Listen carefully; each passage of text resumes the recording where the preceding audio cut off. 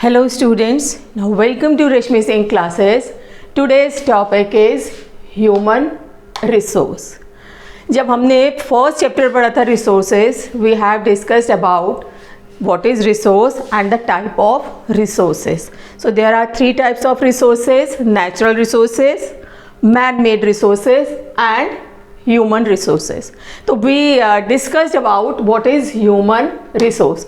So we know that people are our nation's greatest resource or a greatest asset to our nation. Means the people are the greatest asset of the nation. Why? हम क्यों कैसे कह सकते हैं कि greatest asset है? Because only humans have the ability to transform the natural resources into their useful resource. Because of his intelligence, knowledge, skill, awareness. खाली human ही हैं जो नेचुरल रिसोर्सेज को कन्वर्ट कर सकते हैं into their useful resources.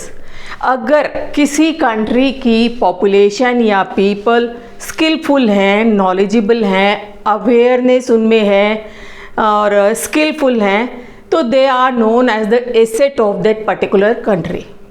Clear? Means the quality of people should be good, कि knowledgeable होने चाहिए और स्किलफुल होने चाहिए, अवेयरनेस होनी चाहिए.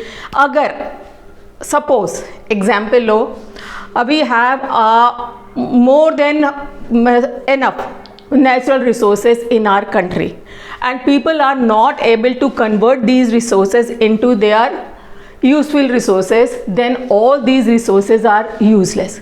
जैसे मैंने पढ़ाते समय भी एक एग्जाम्पल दिया था कि अफ्रीका में बहुत सारे वाटरफॉल थे बट वाटरफॉल्स वर यूजलेस क्योंकि वहाँ पे African people they did not know how to use this waterfall.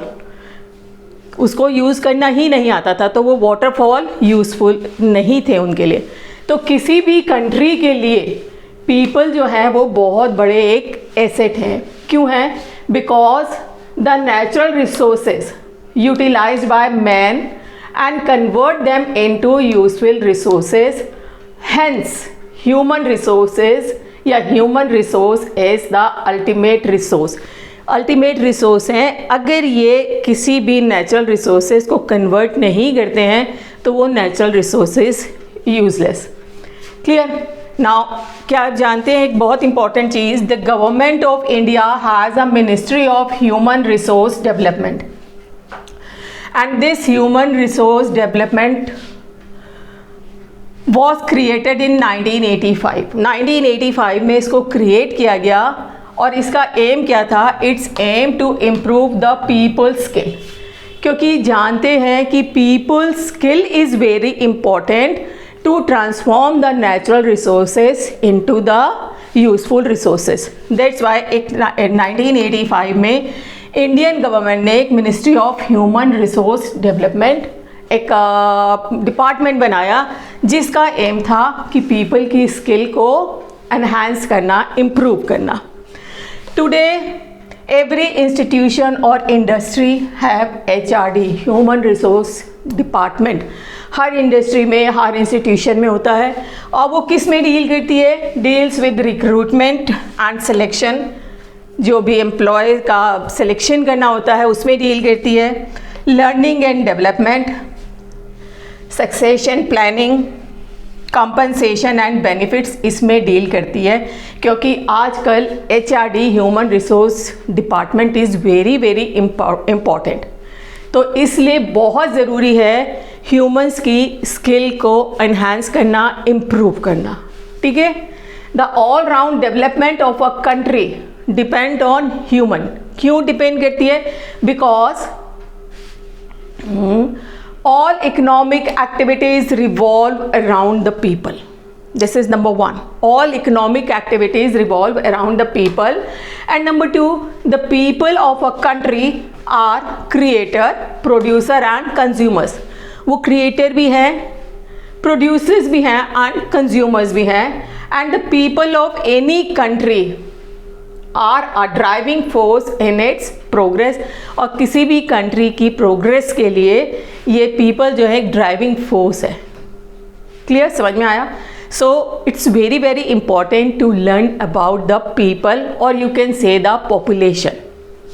Population कैसी होनी चाहिए? स्किलफुल, नॉलेजेबल, अवेयरनेस होनी चाहिए, एजुकेटेड होनी चाहिए, प्लस हेल्दी होनी चाहिए. Health is also so important. आपके अंदर नॉलेज भी है, सब कुछ है, लेकिन आपकी हेल्थ नहीं है कि आप उस चीज़ को परफॉर्म कर सकें, then it's useless.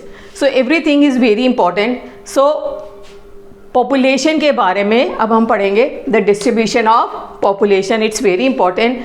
And the population of the world is not evenly distributed like other resources. जैसे नेचुरल रिसोर्सेज भी अनइवनली डिस्ट्रीब्यूटेड है, तो like other resources population is also unevenly distributed in the world.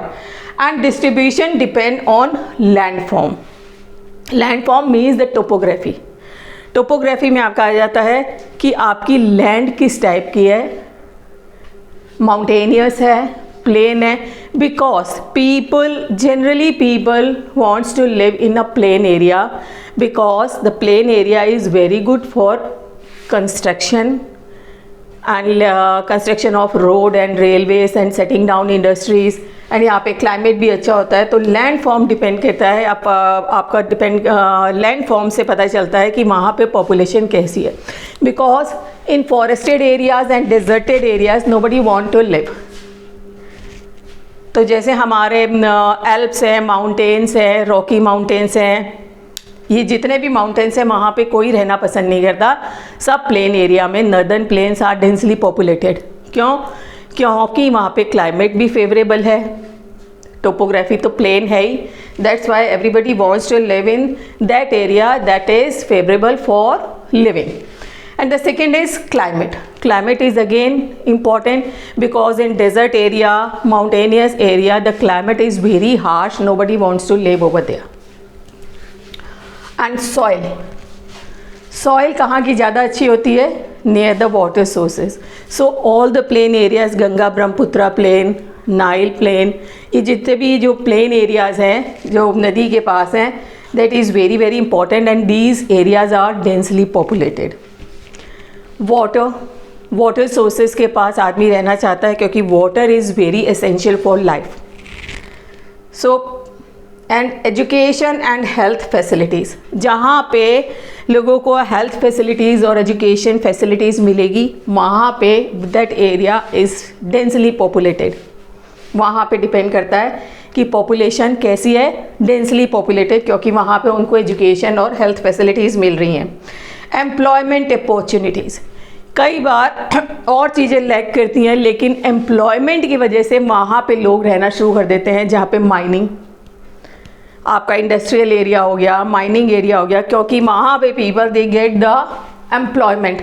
That's why that area is densely populated.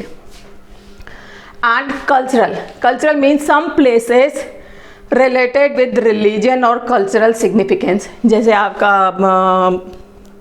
Varanasi हो गया, हरिद्वार हो गया, वृंदावन हो गया, वेटिकन सिटी हो गया, तो लोग रिलीजियस पर्पस से वहाँ रहना शुरू कर देते हैं. So these areas are densely populated.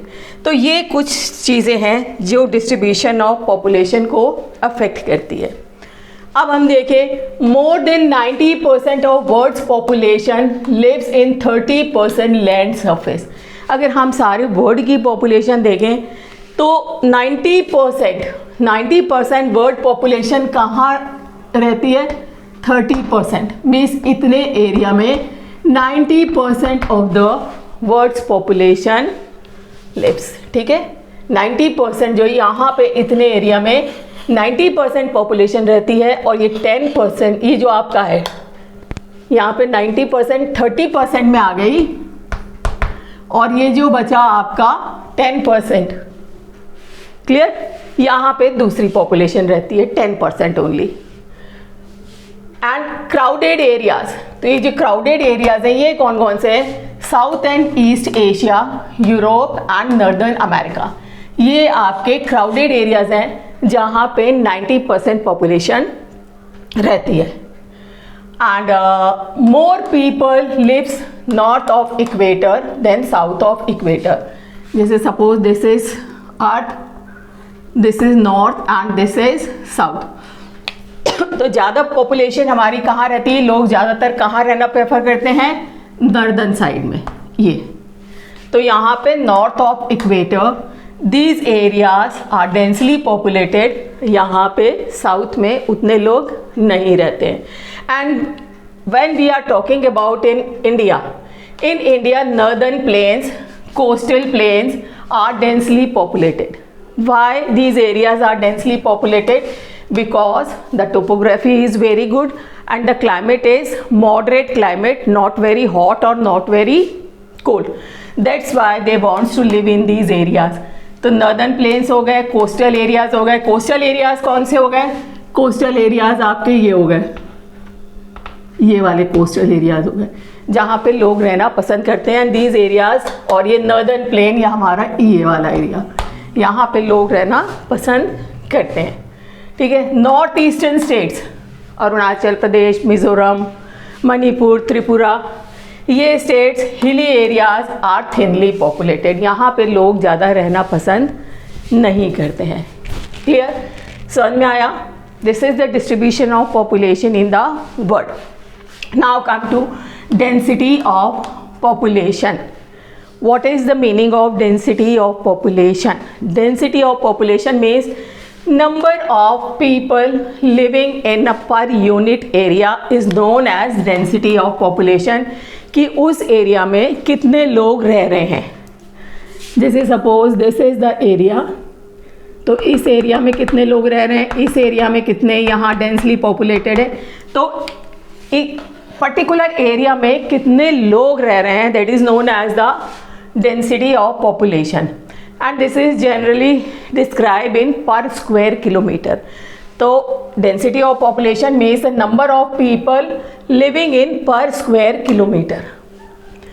Average density of population in the world, पूरे वर्ल्ड को पॉपुलेशन को हम इक्वली डिस्ट्रीब्यूट कर दें पूरे वर्ल्ड को, तो average density of population is 51% living in per square kilometer.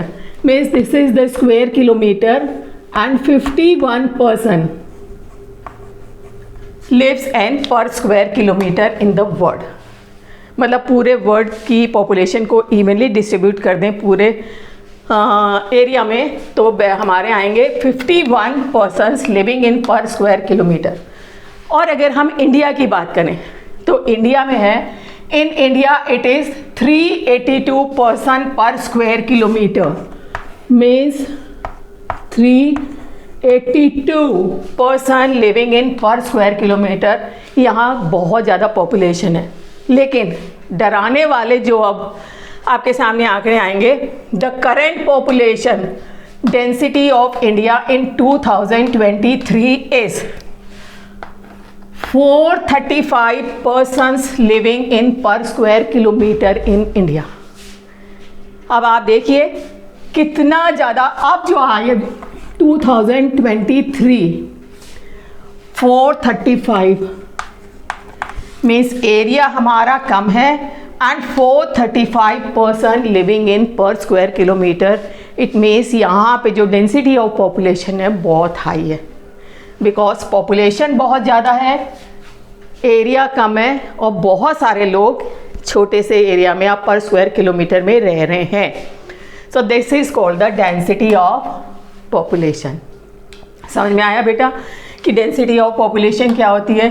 तो इस वाले पार्ट में अभी हम इतना ही करेंगे। तो अभी हमने क्या किया, what is human resource and why the human resource is too important. इतना इम्पॉर्टेंट क्यों है ये भी मैंने आपको बताया, क्योंकि ह्यूमन रिसोर्स ही है जो हमारे नेचुरल रिसोर्सेज को ट्रांसफॉर्म कर देता है into the beneficial resources according to our requirement.